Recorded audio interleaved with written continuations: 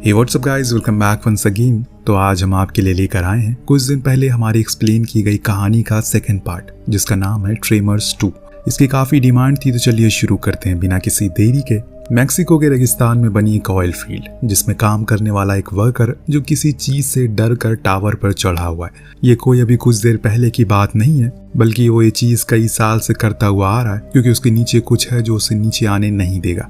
अगर वो नीचे आया तो उसकी जान गई। और इतनी देर टंगे रहने के बाद आखिर में उस वर्कर ने वहां से बचकर जाने की कोशिश की, लेकिन अंत में वही क्रिएचर जिसको हमने पहले पार्ट में देखा था, वो अपनी उसी जगह से फिर से बाहर निकलता है और उसे एक ही झटके में लेकर वापस जमीन के अंदर चला जाता है। तो कुछ इस तरह से इस कहानी का इंट्रो था।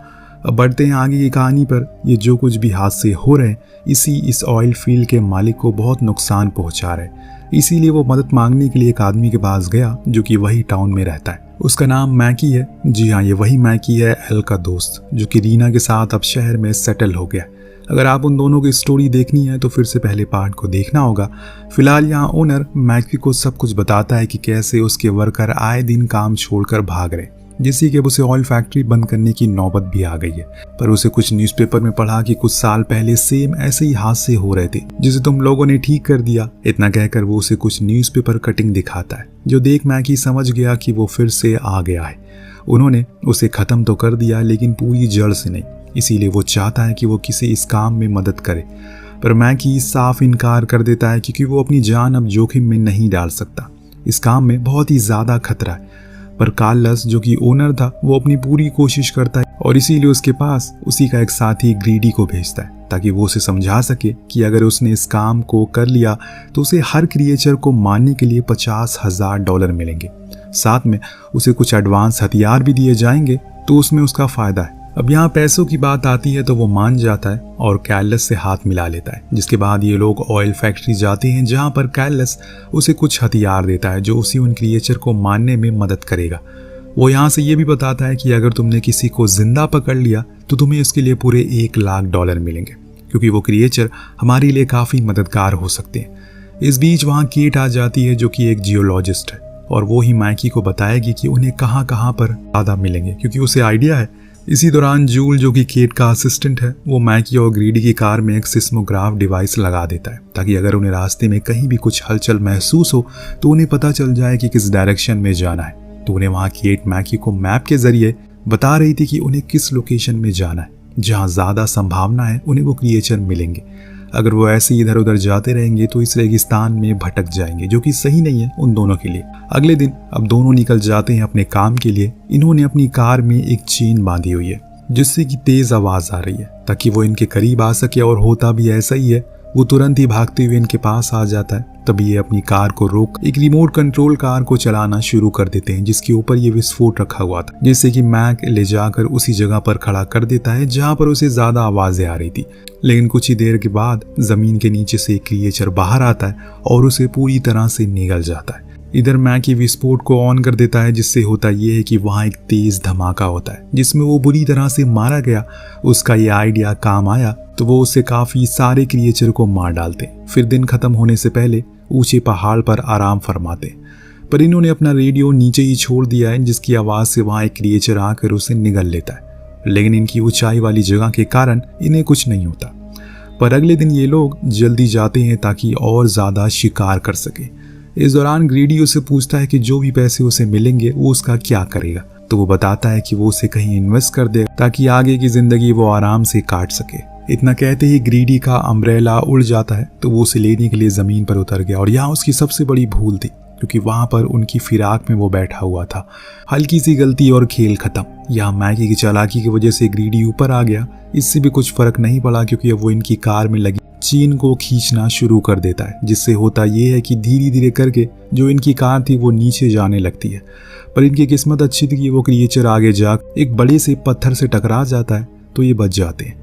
पर तभी मैकी की नज़र डिवाइस पर पड़ती है, जहां दिख रहा है कि इनकी ओर हजारों की तादाद में वो आ रहे हैं, जिन्हें एक साथ मार पाना असंभव है। तो वहां से भागने का डिसाइड करते हैं, जो कि इनका सही फैसला था। घर आकर मैकी बर्ड को कॉल करता है, वही शख्स जिसको हमने पहली पार्ट में देखा था, जो कि शिकारी है। वो अपनी बीवी के साथ टाउन में शिकार करने आया था। मैकी उसे बताता है कि वो राक्षस दोबारा जाग चुका है और मुझे तुम्हारी मदद चाहिए। जो सुन वो हैरान हो जाता है, फिर बाद में कहता है कि ठीक है, वो जल्दी ही उस तक पहुंच जाएगा। इस दौरान केट इन क्रिएचर के फॉसिल की जांच करके बताती है कि ये असल में हजारों साल पुराने हैं और यहाँ पर तब से रह रहे हैं जब इंसान भी नहीं होते थे। ये सुन सभी हैरान हो गए कि ऐसा कैसे मुमकिन हो सकता है, कोई इतने साल कैसे जी सकता है। तभी इन्हें कुछ आवाज़ सुनाई देती है, सभी बाहर भागते हैं तो वहाँ पता चलता है कि बर्ड आ गया है, अपने साथ पूरा इंतज़ाम भी साथ लेकर आया है ताकि पूरी तरह से इन्हें ख़त्म कर दे, जिसे लेकर ये लोग अब उस फील्ड में चले जाते हैं और मैकी की उस आइडिया से एक एक करके सबको ख़त्म करना शुरू करते हैं। पर यहाँ मैकी की नज़र एक क्रिएचर पर पड़ी जो उनके पास आने के बजाय उनसे दूर जा रहा है और इसीलिए ये दोनों भी उसका पीछा करते हैं। तभी अचानक से उनके सामने आ जाता है वो, और जिससे बचने के लिए इन्होंने गलती से अपनी कार को 2 चट्टानों के बीच फंसा लिया। पर यहाँ एक अजीब सी चीज़ होती है, जो क्रिएचर था वो ना तो इन पर हमला करता और ना ही इनसे दूर जाता है। हालांकि ग्रीडी तो चेक करने उसके पास भी जाता है कहीं वो मर तो नहीं गया, पर वो जिंदा था और यही हकीकत भी थी। तो मैकी को लगा कि वो बीमार है, इसीलिए वो उसे मारे नहीं बल्कि ऐसे ही जिंदा पकड़ ले, जिससे उसे अच्छे पैसे मिलेंगे। ग्रीडी को भी ये आइडिया ठीक लगा, इसीलिए इन्होंने केट से कहा कि उनके हाथ एक जिंदा क्रिएचर लगा है, इसीलिए वो जल्दी से कोई ट्रक उनकी लोकेशन पर भेज दे। पर दोस्तों रात होने को आ जाती है और अभी तक कोई भी ट्रक पहुंचा ही नहीं। उल्टा ये दोनों भी अब वेट करते करते थक चुके हैं।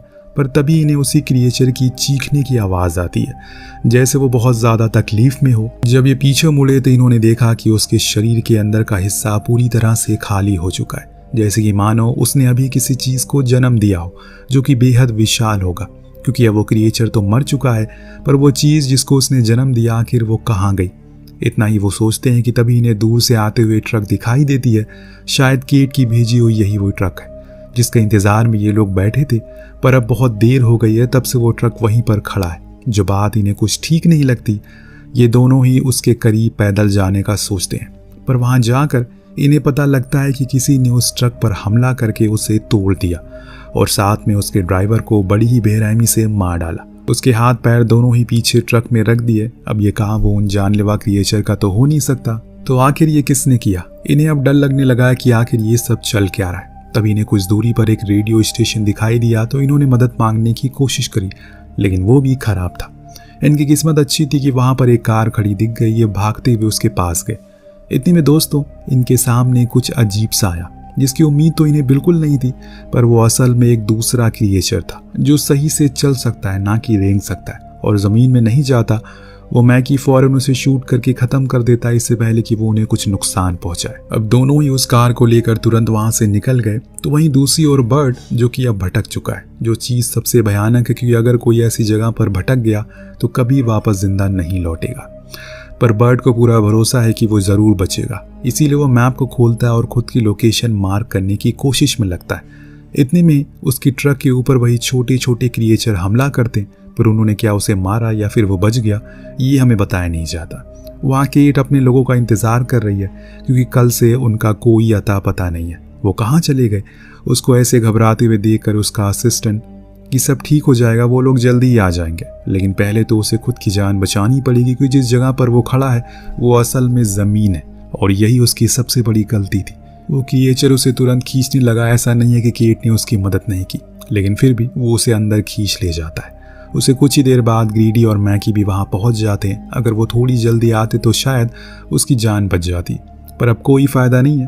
खैर यहाँ केट को बहुत डर लग रहा है क्योंकि बर्ड का भी कुछ अता पता नहीं है, कहीं वो भी तो नहीं मारा गया। वो बार बार ये कह रही थी उसने यहाँ पर आकर गलती कर दी, पर मैकी समझाता है कि सब ठीक हो जाएगा, ऐसा कुछ नहीं है। पर जब ये बाहर निकले तो देखा कि इनकी आखिरी बची हुई कार को भी वो क्रिएचर खा कर ख़त्म कर देता है, जो देख मैकी को इतना गुस्सा आता है कि वो उसे शूट करके वहीं ख़त्म करता है। इतने में बर्ड वहाँ अपनी ट्रक लेकर पहुँच गया, पर उसकी हालत बहुत ही ख़राब थी और साथ में उसकी ट्रक का भी। उसका कहना है कि उसने सभी को अकेले ही ख़त्म कर दिया, पर ये अलग किस्म के क्रिएचर हैं और बहुत ही चालाक हैं, जिसमें से एक को मैं पकड़ कर जिंदा लाया हूँ। ये देख सभी बहुत हैरान थे क्योंकि ये उनके लिए सबसे बड़ी जीत थी। अंधेरा होने पर हम बर्ड को ट्रक के नीचे से एक और क्रिएचर के बाहर निकलते हुए देखते हैं, जो कि छुप कर वहाँ आ गया।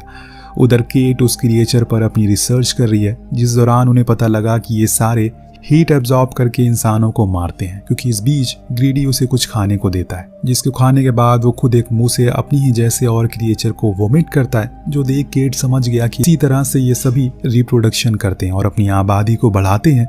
ये रिसर्च उसके लिए बहुत बड़ी है। तभी इनके ऊपर वही छुपा हुआ क्रिएचर हमला करता है, जिसको मैकी फौरन ही हैमर से मारकर अंदर कर देता है। पर जब इन्होंने देखा कि वहां पर एक नहीं बल्कि डबल क्रिएचर है जो कि अब वहां रखे खाने को खा रहे, यानी कि इनकी संख्या बढ़ती जाएगी, इन्होंने भागने का फैसला किया। बाहर भी हर जगह वही थे, तो ये सभी एक वेयर हाउस के पीछे छुप गए ताकि वो उनकी हीट को एब्जॉर्ब ना कर सके।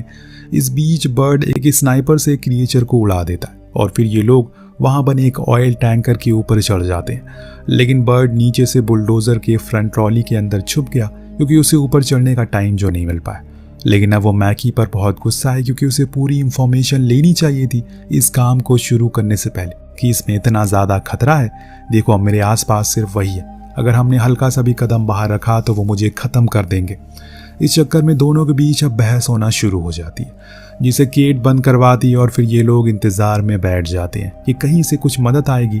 शायद कैलॉस उनकी मदद के लिए किसी को भेजेगा, पर ऐसा नहीं होता। तो वहीं वो क्रिएचर अपनी चालाकी का इस्तेमाल करके एक के ऊपर एक कर उस टैंकर के ऊपर चढ़ने की कोशिश करते हैं, जो देख बर्ड एक प्लान बनाता है।